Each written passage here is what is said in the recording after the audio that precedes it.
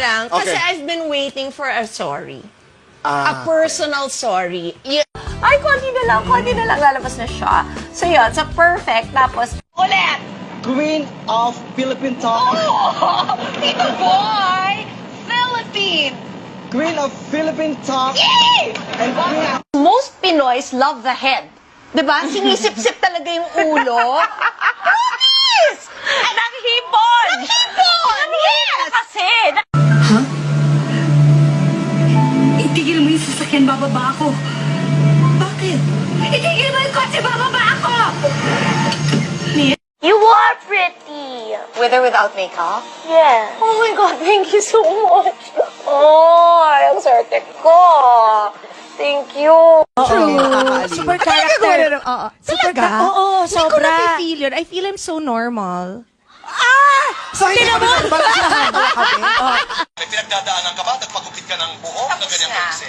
Tapos na. Yes. So pag ganon, time So for this is a declaration of what? It's over. Oh my God. Is that it? Me? Mag-i-endorse ng ibang shampoo? Naku naman, ang dami ko nang na-try.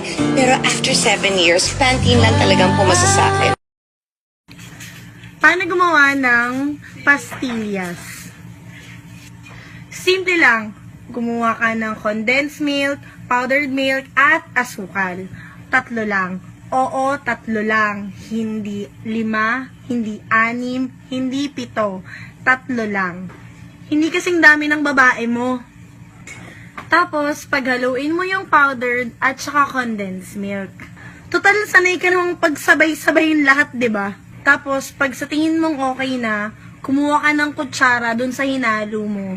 Tapos, bilug-bilugin mo. Bola-bolahin mo. Total, doon ka naman magaling, 'di ba? Paikutin mo sa mga palad mo. Paglaruan mo hanggang gusto mo. Kagaya ng ginawa mo sa akin, tangina mo. O okay na yon. Tapos, kapag tapos ka na, ibalot mo, tas iwanan mo na. Ganun ka naman, 'di ba? Tangina ka, magka-diabetes ka sana. No, we are not pitting them against each other. In fact, we find it quite interesting how a certain commonality between them put them where they are in the country's most watched noontime shows. Whether you're a Team Gali Suri Eat Bilaga or Team Twitter Suri at S Showtime, the latter was just coined today if we were not mistaken. It is obvious that the trending topics today were ruled by the love stories of these two girls.